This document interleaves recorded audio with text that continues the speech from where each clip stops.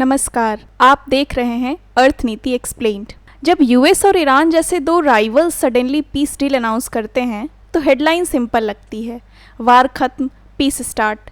लेकिन इकोनॉमिक्स में हेडलाइंस से ज़्यादा इंपॉर्टेंट होता है मैकेनिज्म, क्योंकि इस डील के अनाउंसमेंट के साथ सबसे पहले रिएक्शन किसने दिया? डिप्लोमैट्स ने नहीं, ऑयल मार्केट्स ने। क्रूड प्राइजेस मूव हुए, शिपिंग रिस्क डिस्कस हुआ और स्ट्रेट ऑफ हॉर्मुज स्पॉटलाइट में आ गया। तो रियल क्वेश्चन ये है, क्या ये एक्चुअली पीस है या सिर्फ ऑयल मार्केट को काम करने वाला टेम्प्रोरी ट्रूस?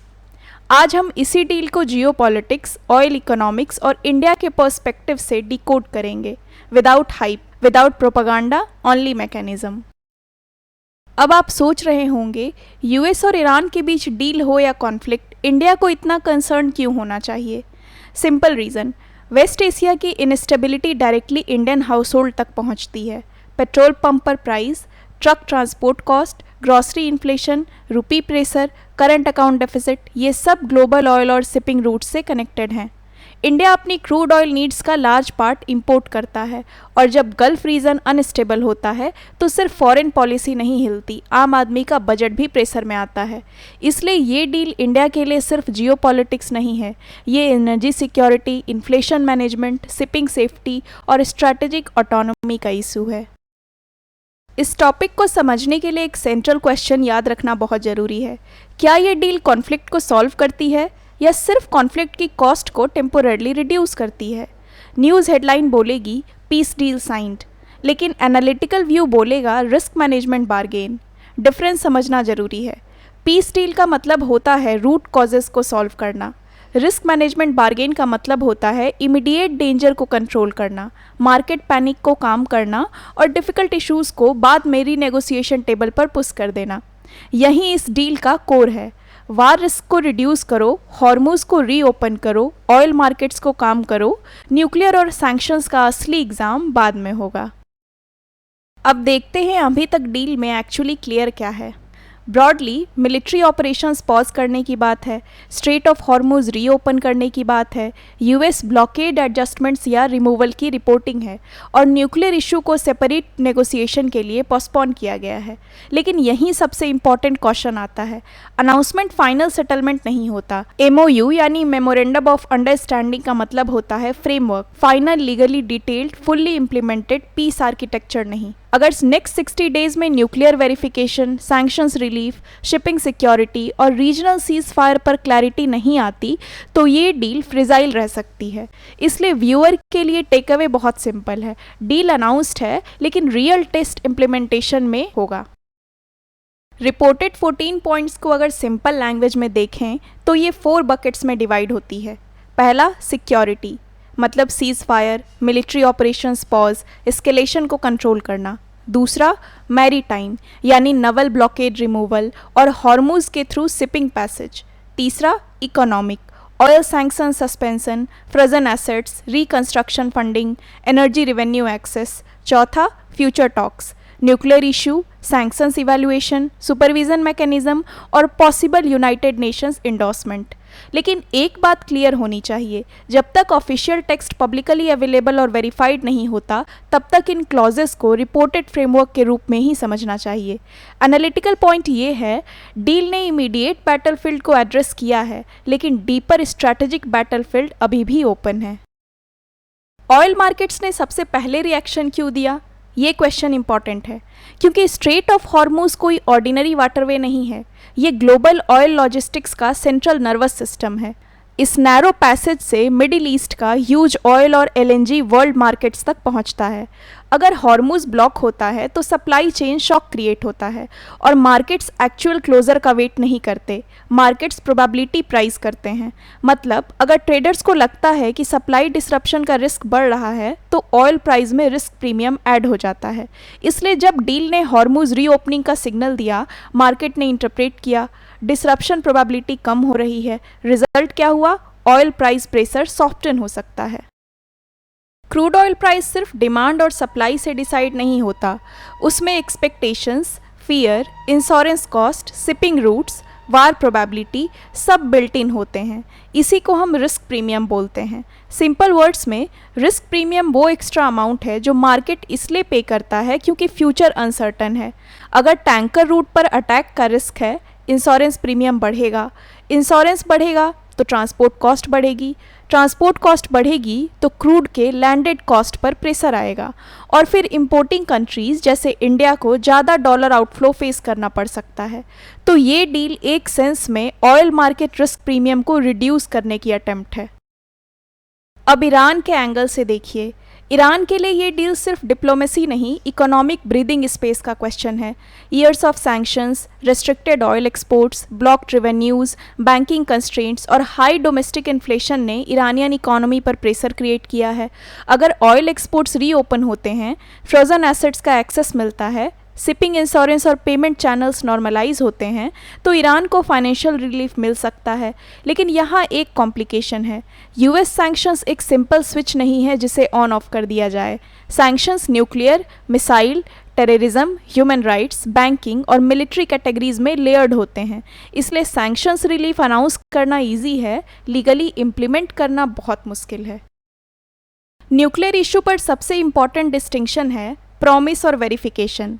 अगर कोई कंट्री कहे कि हम न्यूक्लियर वेपन नहीं बनाएंगे, वो एक पॉलिटिकल डिक्लेरेशन है, लेकिन इंटरनेशनल सिक्योरिटी सिस्टम डिक्लेरेशन पर नहीं, वेरिफिकेशन पर ट्रस्ट करता है।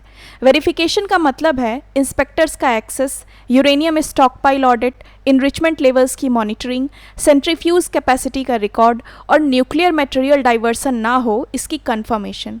यही रीज़न है कि ऑयल मार्केट्स डील से क्विकली काम हो सकते हैं, लेकिन सिक्योरिटी एजेंसीज कॉशियस रहती हैं। मार्केट आज के डिसरप्शन को प्राइस करता है, न्यूक्लियर एस्टेब्लिशमेंट कल की हिडन कैपेबिलिटी को वरी करता है। सो रियल क्वेश्चन ये नहीं है कि प्रॉमिस क्या है, रियल क्वेश्चन है वेरीफाई कैसे होगा। यूएस और ईरान डील कर लें तब भी रीजन ऑटोमेटिकली पीसफुल नहीं हो जाता। वेस्ट एशिया में मल्टीपल एक्टर्स हैं, Israel, Hezbollah, Lebanon, Gulf states, Oman, Qatar, Pakistan, US Congress, Iranian domestic hardliners. हर एक्टर का अपना सिक्योरिटी कैलकुलेशन है। इजराइल के लिए न्यूक्लियर और मिसाइल कैपेबिलिटी सेंट्रल कंसर्न है। गल्फ स्टेट्स के लिए शिपिंग लेन्स और एनर्जी इंफ्रास्ट्रक्चर सेफ्टी इंपॉर्टेंट है। यूएस कांग्रेस सैंक्शंस रिलीफ पर पॉलिटिकल ऑडिट कर सकता है। ईरान के अंदर भी हार्डलाइनर्स डील को सरेंडर कह सकते हैं। तो बाइलेटरल एग्रीमेंट तभी सर्वाइव करेगा जब रीजनल एक्टर्स एस्केलेशन अवॉइड करना चाहेंगे। पीस सिर्फ साइनिंग टेबल पर नहीं बनती, पीस रीजनल इंसेंटिव से सस्टेन होती है। अब इंडिया तक आने का मैकेनिज्म समझते हैं। अगर हॉर्मुज स्टेबल होता है तो शिपिंग रिस्क डिक्लाइन करता है। शिपिंग रिस्क डिक्लाइन होता है तो क्रूड ऑयल सप्लाई डिसरप्शन का फियर कम होता है। फियर कम होता है तो ब्रेंट क्रूड पर प्रेशर सॉफ्टन हो सकता है। ब्रेंट सॉफ्टन होता है तो इंडिया का इंपोर्ट बिल प्रेशर रिड्यूस हो सकता है। इंपोर्ट बिल प्रेशर रिड्यूस होता है तो रुपी पर एक्सटर्नल प्रेशर ईज हो सकता है। और अगर फ्यूल कॉस्ट प्रेशर कम होता है तो ट्रांसपोर्ट और इन्फ्लेशन चैनल्स पर रिलीफ मिल सकती है। लेकिन एक इम्पॉर्टेंट क्वेश्चन, पेट्रोल और डीजल प्राइजेस ऑटोमेटिकली क्रूड के साथ मूव नहीं करते। Taxes, exchange rate, refining margins और गवर्नमेंट प्राइसिंग पॉलिसी भी मैटर करती है। इंडिया के लिए ये इशू सिर्फ ऑयल प्राइस का नहीं है, ये स्ट्रैटेजिक बैलेंसिंग का क्वेश्चन है। इंडिया को यूएस पार्टनरशिप भी मेंटेन करनी है, टेक्नोलॉजी, डिफेंस, इन्वेस्टमेंट और ग्लोबल डिप्लोमेसी के लिए।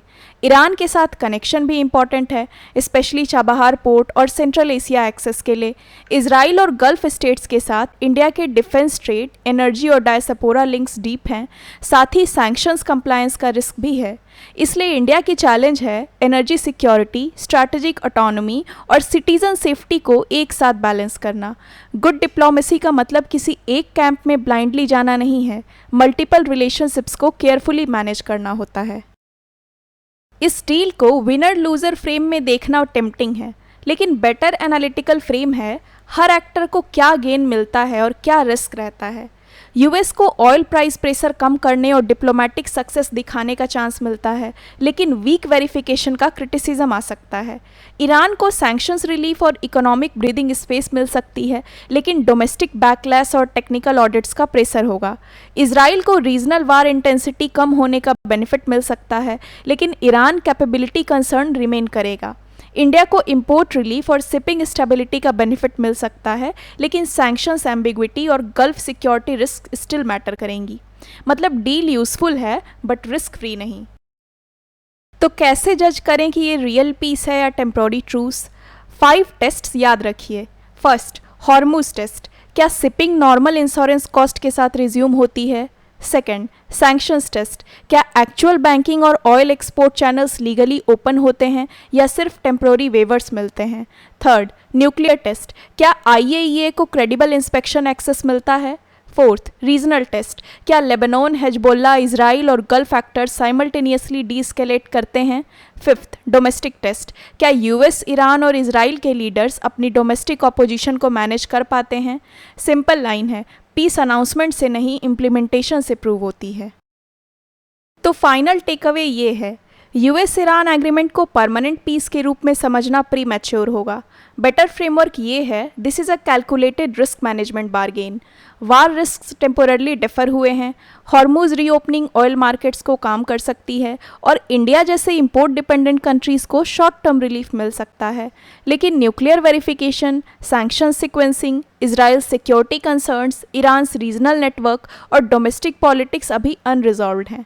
रियल पीस तब होगी जब रिस्ट्रेंट का इंसेंटिव वार के इंसेंटिव से स्ट्रॉन्गर हो जाए। अर्थनीति एक्सप्लेन पर हम इकोनॉमिक्स और जियोपॉलिटिक्स को हेडलाइंस से नहीं मैकेनिज्म से समझते हैं, बिकॉज इकोनॉमिक्स को रटना नहीं समझना है। Please subscribe to Arthniti explained.